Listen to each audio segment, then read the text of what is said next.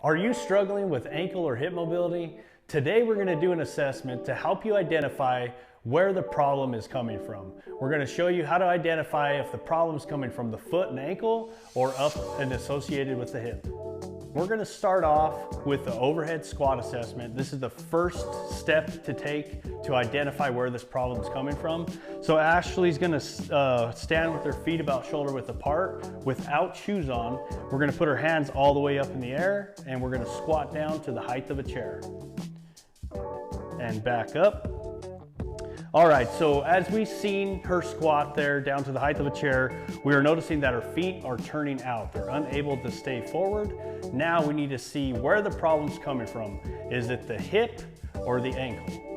All right, so for the next assessment, we're gonna identify if the problem's coming from the foot and ankle complex or up here and it's associated with the hip. So I'm gonna have Ashley stand on a platform with her heels elevated, and we're gonna squat down to the height of a chair again, and we're gonna look for her feet turning out. And as she squats down to the height of a chair, we are noticing that her feet are still trying to turn out. So if you squat down on an elevated platform and your feet are still turning out, that does mean that the problem is coming from up here in the hip. If you do squat and put your feet on an elevated platform and they stay in line, then that's telling us that the problem's coming from the foot and ankle complex.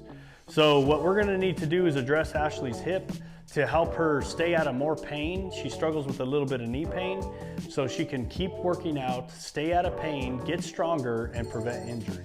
This is just one of the main assessments we do to help people get out of minor aches and pains and help them move and feel their best again.